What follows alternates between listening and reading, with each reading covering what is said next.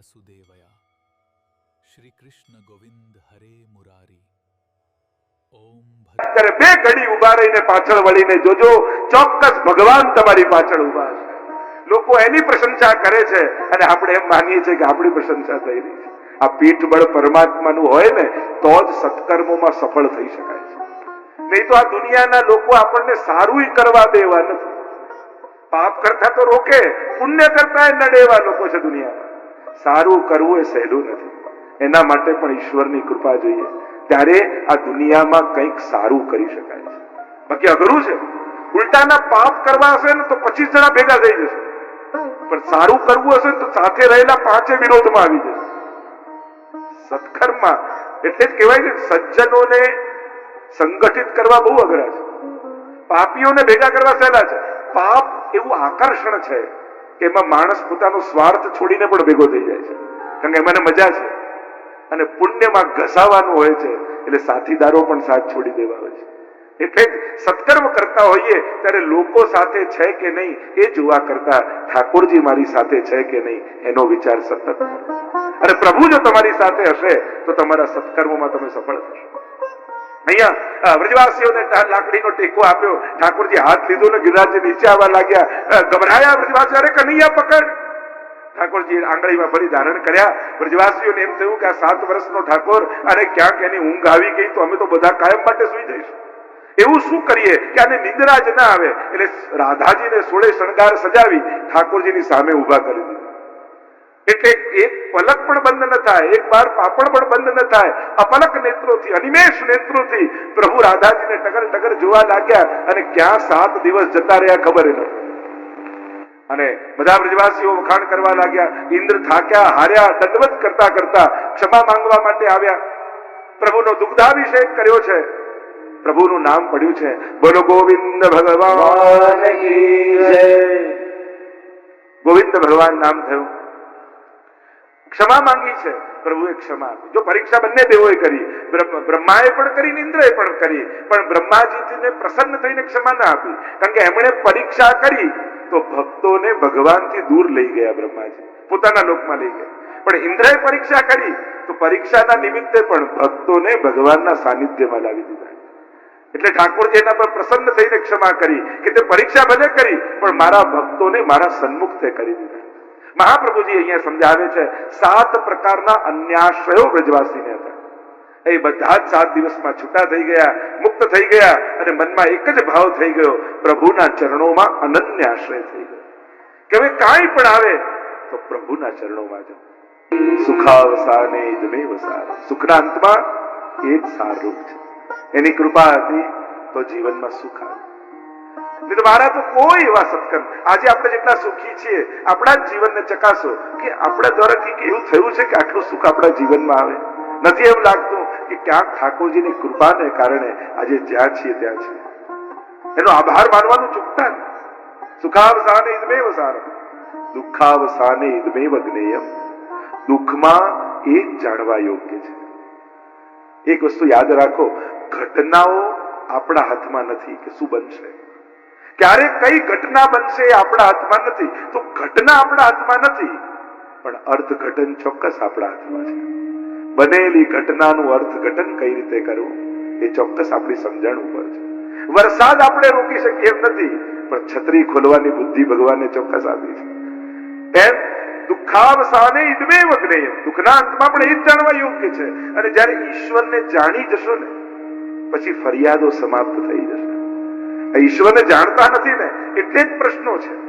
જે દિવસે એને સમજી ગયા ને તો વિપરીત સંજોગોમાં પણ એની કૃપાનો જ અહેસાસ થશે.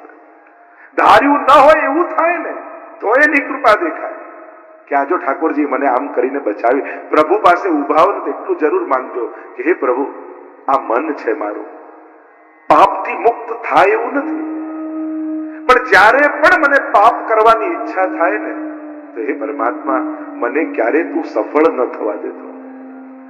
કારણ કે મારા મનમાં પાપ માટે આકર્ષણ છે. આપણે માણસ છીએ ને, હસતા હસતા રડી પડે ભાઈ માણસ છે, દડ દડ દડ દડ દડી પડે ભાઈ માણસ છે, માણસ છે. આપણી અસમર્થતાને આપણે સ્વીકારીએ છીએ.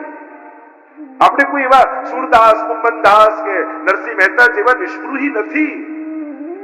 કંઈક જુદું બને તો દુઃખ થાય છે, અનુકૂળ થાય તો સુખ થાય છે.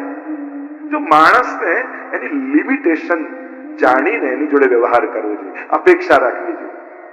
આઈડિયલતા, આદર્શતા એ તો ગ્રંથોમાં હોય, પુસ્તકોમાં હોય.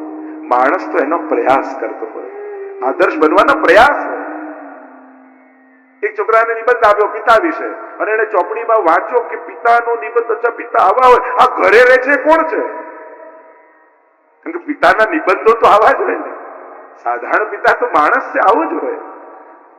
આદર્શ સંબંધોની પણ અપેક્ષા રાખશો ને તો સંબંધોમાં ક્લેશ જ રહેશે. અરે પતિ તો આવો હોવો જોઈએ, પત્ની તો આવી હોવી જોઈએ, પિતા તો આવા હોવા જોઈએ, માતા તો આવી હોવી જોઈએ. પુસ્તકોમાં લખેલા મિત્રો ગોતવા જશો ને તો જીવનમાં એકલા જ રહેશો, કોઈ મિત્ર નહીં મળે. એટલે પુસ્તકોમાં તો આદર્શતા લખેલી હોય અને વ્યક્તિ પ્રયાસમાં હોય છે. આદર્શ કોઈ એવું બિંદુ નથી કે જ્યાં બેસી જવાથી કાયમી આદર્શ થઈ જવાય છે. માણસે સતત જીવવું પડે છે, એના માટેના પ્રયાસોમાં રહેવું પડે છે. એટલે સંબંધો, સાંસારિક સંબંધોમાં પણ આદર્શતાની કલ્પનામાં રહેશો ને તો એ કલ્પના જગત છે. તમે હકીકતમાં ક્યારે આનંદમાં નહીં રહી શકો. એટલે વ્યક્તિના લિમિટેશનો સાથે ને સ્વીકારો. આધ્યાત્મિક ક્ષેત્રે પણ ભક્ત આવો હોવો જોઈએ, ગુરુ આવો હોવો જોઈએ, આવો હોવો જોઈએ. આદર્શતાના તો બધા પ્રયાસમાં છે. વ્યક્તિ તો આવા જ હોય, ભક્ત તો આવા જ હોય. અનેક દોષોથી છીએ આપણે ભરેલા, પણ મનમાં ઉત્તમ થવાની મનોકામના છે. નહીં તો આપણે કોઈ આદર્શ પરિવાર એટલે એવું થોડી માનીએ કે મહાભારત સિરિયલની લેંગ્વેજ જેવું બોલે, આવો નાથ પધારો, આપ આવી ગયા, આપના માટે ભોજન તૈયાર છે. જો આવું બોલે ને તો વધારે ડરી જાય પતિ, આજે કંઈક મોટું થવાનું છે. જો આટલું બધું માન આપીને કોઈ બોલાવે તો કે આદર્શ પરિવાર એને થોડી કહેવાય. આદર્શ તો એમ જ કહેવાય, જમી લો નહીં તો પાછું ગરમ નહીં કરું. ઘરે તો આવું જ હોય. ક્લેશ, પ્રેમ, સૌહાર્દ, મન દુઃખ, આત્મીયતા, આ બધાનું ભેગું કરીને એક જીવન બને છે. પણ તમે કોઈ કાલ્પનિક જગતમાં જીવવા જશો ને તો આ મળેલા સંસારનો આનંદ નહીં માણી શકો. જે વ્યક્તિ અનુકૂળ લોકોને જ ગોતતો હોય છે ને, જો 7 અબજ લોકો દુનિયામાં છે પણ આપણને ફાવે કેટલા જોડે? અમારું તો 7 જણાનું ગ્રુપ, જ્યાં જઈએ ભેગા જ જઈએ, અમને બીજા કોઈ જોડે ના ફાવે. એટલે 7 અબજ લોકોમાં આપણને ફાવે 7 જણા જોડે, 5 જણા જોડે, 4 જણા જોડે. અને ગમતા લોકો જોડે જ જો તમે ખુશ રહી શકશો ને તો તમારા જીવનનો બહુ ઓછો ભાગ ખુશીમાં જશે. અને ગમતા લોકો જોડે ઘરે કેટલી વાર હોઈએ? દિવસમાં 2-4 કલાક. 10 કલાક તો ન ગમતા લોકો જોડે ધંધામાં બેસવું પડતું હોય છે. એટલે કે જીવનનો સરવાળો કરો તો મોટા ભાગનો સમય ન ગમતા લોકોની વચ્ચે જ માણસ કાઢતો હોય છે. અને ત્યાં જો આનંદમાં રહેતા નહીં શીખો તો જીવનનો મોટો હિસ્સો ક્લેશમાં જશે, દુઃખમાં જશે. એટલે વિપરીત લોકોની વચ્ચે પણ પ્રસન્ન કેમ રહી શકાય એ કળા માણસે શીખવી છે. તો જે ચર્ચા આપણે કરી રહ્યા છીએ અહીંયા, ઇન્દ્રએ પરીક્ષા કરી પણ પ્રભુએ ક્ષમા આપી, કારણ કે તે ભક્તોને ભગવાનની સન્મુખ કર્યા. બધા બ્રજવાસીઓ પ્રશંસા કરવા લાગ્યા, અરે કનૈયા તારામાં તો ખૂબ બળ છે. પણ આ તો યશોદાના પુત્ર છે. ઠાકોરજી પુત્ર કોના છે? નંદ અને યશોદાના. નંદ કોણ? જે બધાને આનંદ વાંટે એ નંદ. અને યશોદા કોણ? કર્યું બધું જ પોતે હોય પણ યશ બીજાને વાટી દે એ જ યશોદા છે. તો અમારા ઠાકોરજી પણ કરે છે બધું પોતે જ, પણ ક્યારેય યશ લેવા માટે આગળ નથી આવતા, એ બધાને યશ વાટી દે છે. ઘણી વાર લોકો કહે નહીં એમ ભગવાન હોય તો દેખાય નહીં. અરે થોડું કરીને જે આગળ આગળ દેખાય માણસ, અને બધું જ કરી જે ક્યાંય ન દેખાય એ તો ભગવાન છે. એ તો એનો ભગવત્તાનો સ્વભાવ છે. એને દેખાવાની આદત જ નથી. કરે છે બધું જ પણ એને ક્યારે દેખાવાની આદત નથી. કોઈ કાર્યનું યશ ભગવાન ક્યારે લેતા નથી. અને ભગવાનનો ભક્ત પણ એવો જ હોય, કરે બધું જ પોતે, યશ લેવાનો વારો આવે ત્યારે બધાને વાગે. આ તો બધાનો સાથ હતો એટલે, આ તો બધા જોડે હતા એટલે, આ તો પરિવારનો સાથ હતો એટલે જે કાંઈ પણ યશ મળ્યો હોય પ્રસાદ માનીને બધાને વાટી દે. વૈષ્ણવ માટે જે પણ એને જીવનમાં મળે છે ને એ એના કર્મોનું સફળતાનું ફળ નથી, ઠાકોરજીની પ્રસન્નતાનો પ્રસાદ માને છે. અને પ્રસાદને ખવાય નહીં, પ્રસાદને વંટાય. આપણે ત્યાં તો મહાપ્રસાદની મહત્તા છે ને. ઠાકોરજીને ધરીને લઈએ એ પ્રસાદ, અને વૈષ્ણવને વાટી જે બચે એને ગ્રહણ કરો એ મહાપ્રસાદ છે. એટલે જીવનમાં પણ જે મળ્યું છે એને મહાપ્રસાદ માનીને સ્વીકારજો, જે મળ્યું એને વાંટો અને બચે પછી ગ્રહણ કરો તો એ ઠાકોરજીનો મહાપ્રસાદ બની જશે. એ બંધન, જો જમવાનું બંધન હોય, પ્રસાદ લેવાનું કોઈ બંધન ન હોય. તમે જમવા જાઓ તો એક કર્મ છે, પણ પ્રસાદ લેવા બેઠા હોય એને શેનું બંધન? પોતાના કામ માટે દોડે તો બંધન છે, સેવા માટે દોડે એ તો બંધનોમાંથી મુક્તિ છે. એટલે જ્યારે આપણા કર્મોના કેન્દ્રમાં કૃષ્ણ બિરાજી જાય છે ત્યારે ભરેલું પ્રત્યેક ડગલું ગાંઠોને ખોલનારું થઈ જાય છે. જ્યારે તમારા લક્ષ્યો ઉત્તમ હોય છે, અલૌકિક હોય છે, ત્યારે એના માટેના કરેલા લૌકિક પ્રયાસો પણ તમારી લૌકિક ગાંઠોને ખોલનારા હોય છે. કારણ કે તમારું લક્ષ્ય ભગવાન છે, સેવા છે, ઉત્તમતા છે, અલૌકિકતા છે, અને અલૌકિકતા તરફની ગતિ એ આપણા લૌકિક બંધનોને ખોલનારી હોય છે. અહીંયા પ્રભુ બોલ્યા, જ્યારે બધા યશ આપવા લાગ્યા ત્યારે ઠાકોરજી બોલ્યા છે, કછુ માખન કો બલ બઢ્યો, કછુ ગોપન કી સહાય, અરે રાધે જू की कृपा ते मैंने गोवर्धन लियो, कछु माखन को बल बढ़्यो. આ તો વ્રજવાસીઓ તમે માખણ ખવડાવો છો ને એનાથી મને તાકાત આવી, તમે ઉચકી લીધો. યશ આપ્યો વ્રજવાસીઓ. કछु ગોપન કીની સહાય, આ ગોપોએ લાકડી લગાડી એટલે ઉચકાયો, હું એકલો થોડી ઉચકી શકું. અરે રાધે જેવી કૃપા તે, આ રાધાજી સામે ઉભા રહ્યા ને અને એમને જોઈને મને એવું બળ આવી ગયું કે ક્યારે ગિરિરાજજીને ઉચકાઈ ગયા મને ખબર ન પડી. મેને ગોવર્ધન લિયો. આમ ઠાકોરજીએ યશ બધાને વાટી દીધો. ગોવર્ધન યાગની કથા આવી, ઠાકોરજીએ ગોવર્ધન પૂજાનો ક્રમ બતાવ્યો અને એ ક્રમ આજ સુધી વ્રજમાં ચાલી રહ્યો છે, કૃષ્ણ ભક્તિમાં ચાલી રહ્યો છે. કારણ કે પ્રભુએ કોઈનું પૂજન કરવાનું કહ્યું હોય તો એકમાત્ર ગિરિરાજજી છે, ગોવર્ધન ગિરિરાજ બાવા છે. અને વૈષ્ણવમાં તો વિશેષ મહત્તા, કૃષ્ણ ભક્તોમાં તો વિશેષ મહત્તા ગિરિરાજજીની માનવામાં આવી છે. ચર્ચાઓ તો ગિરિરાજજી માટે અનંત છે, ઘણી ચર્ચાઓ છે, પણ અહીંયા ગોવર્ધન યાગની કથાને વિરામ તરફ આવીએ અને આગળ રાસ પંચાધ્યાયની કથા આવે છે. આ 5 અધ્યાયમાં રાસલીલાનું વર્ણન છે.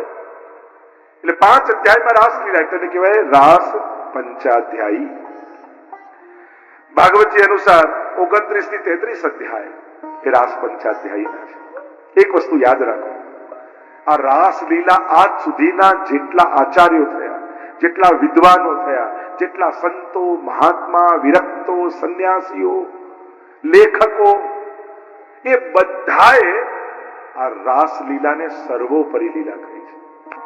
આ તો જીવાત્માને પરમાત્માનો અનુભવ કરાવવાની પ્રક્રિયા એ રાસ છે. કારણ કે આ કોઈ ગોપીઓ, કોઈ સ્ત્રી થોડી છે. એક વસ્તુ યાદ રાખો, રાસમાં કોઈ પુરુષનો પ્રવેશ નથી, રાસમાં કોઈ સ્ત્રીનો પ્રવેશ નથી, રાસમાં કેવલ ગોપીઓનો પ્રવેશ છે. અને ગોપી કોણ છે? ગોપી કોઈ સ્ત્રી કે દેહનું નામ નથી. ગોપી એ કૃષ્ણ ભક્તિની સર્વોચ્ચ અવસ્થાનું નામ છે. એ પુરુષ પણ હોઈ શકે, સ્ત્રી પણ હોઈ શકે. ગોપી ઇન્દ્રિયૈ કૃષ્ણ રસ પીબતી ઇતિ ગોપી, જેની સર્વ ઇન્દ્રિયો કેવલ કૃષ્ણ તત્વનું પાન કરે છે એ જ ગોપી છે. વેદમાં જેને આનંદ માત્ર કરપાદ મુખોદરાદી એવો ઈશ્વરનું વર્ણન કર્યું છે, એ આનંદ તત્વનો જે અહેસાસ કરે છે, અનુભવ કરે છે, એ જ ગોપી છે. અહીંયા વ્રજમાં પણ જે ગોપીઓ છે એ કેવલ કોઈ સ્ત્રી દેહધારી નથી. 2 પ્રકારના ગોપીજનો મુખ્ય રૂપે વ્રજમાં છે. એક શ્રુતિ રૂપા ગોપીજનો, બીજા ઋષિ રૂપા ગોપીજનો. વેદની શ્રુતિઓ, ઋચાઓ, જેને ભગવાનના ગુણગાન ખૂબ કર્યા, ખૂબ ભગવાન વિશે ગાયો, પણ ભગવાનનો અનુભવ ન કરી શકી. અને ત્યારે વેદની ઋચાઓએ પ્રભુને વિનંતી કરી કે પ્રભુ, આપના વિશે ગાયું તો બહુ, પણ આપનો અનુભવ અમે ન કર્યા. આપની સ્વરૂપનો અનુભવ અમને ક્યારે થાય? અમે ગાઈએ તો છે કે આનંદ માત્ર કરપાદ મુખોદરા રસો વૈસહ, આ પરમ આનંદ રસરૂપ છો, પણ એનો અનુભવ અમને નથી. અને ત્યારે પ્રભુએ કહ્યું કે જ્યારે કૃષ્ણ સ્વરૂપે, પૂર્ણ સ્વરૂપે પધારીશ ત્યારે તમે વ્રજમાં ગોપીઓ બનીને પધારજો, તો તમને મારા પૂર્ણાનંદનો અનુભવ કરાવીશ. તો એ જે યુદ્ધ છે ગોપીઓનું, એ છે શ્રુતિ રૂપા ગોપીજનો. અને બીજા ઋષિઓ છે, બીજા ગોપીઓ છે ઋષિ રૂપા ગોપીજનો. ભગવાન રામ જ્યારે દંડકારણ્યમાં પધાર્યા, મોક્ષ સુધીના આનંદને અનુભવ કરી ચૂકેલા એ ઋષિઓ ભગવાનને જુએ છે ત્યારે ભગવાનને જોઈને અધિક કોઈ આનંદ પામવાની ઈચ્છા જાગે છે. અને ત્યારે ઋષિઓ પ્રશ્ન કરે છે કે પ્રભુ, અમે તો એમ જાણ્યું હતું કે બ્રહ્માનંદ, મોક્ષાનંદ એ અંતિમ આનંદ છે, તો એ આનંદ પામ્યા પછી પણ આપને જોઈને બીજો કયો આનંદ પામવાની ઈચ્છા થાય છે? ત્યારે પ્રભુએ કહ્યું, એ છે મારું સ્વરૂપાનંદ, મારું ભજનાનંદ. 3 પ્રકારના આનંદ શાસ્ત્રોએ કયા? વિષયાનંદ, બ્રહ્માનંદ અને ભજનાનંદ. તો પ્રભુ આપના સ્વરૂપાનંદનો અનુભવ અમને કઈ રીતે થાય? કહ્યું કે હમણાં તો મર્યાદા પુરુષોત્તમ રૂપે છો, જ્યારે પુષ્ટિ પુરુષોત્તમ કૃષ્ણ બનીને આવો ત્યારે તમે ગોપીઓ બનીને આવજો. અને એ દંડકારણ્યના ઋષિઓ ગોપીઓ બનીને આવ્યા, એ યુથ છે ગોપીઓનું ઋષિ રૂપા ગોપીજનો. તો આમ શ્રુતિઓ અને ઋષિઓ આ બંને ગોપીઓ બનીને આવી એ વ્રજની આ ગોપીજનો છે. તો ત્રણેય આનંદ, વિષયાનંદ, બ્રહ્માનંદ, સ્વરૂપાનંદ. તો મુક્તિનો આનંદ કયો છે? જો બે વસ્તુ છે, એક પેંડો થઈ જવો અને એક પેંડો ખાવો. પેંડા બની જવું એ મોક્ષ, અને પેંડો ખાવો એ સ્વરૂપાનંદ, ભજનાનંદ, प्रभुना स्वरूप नो आनंद. आइए पंचाध्यायी में प्रवेश करते हैं. जो अधिकारियों की कथा है, बधी बात बधा माटे नहीं होती, या बधी बात बधाने बधी ज रीते न कहेवाय. दरेक नो एक अधिकार होय. जब कोई नानकड़ू बाळक एम पूछे के पप्पा गाड़ी केम चाले,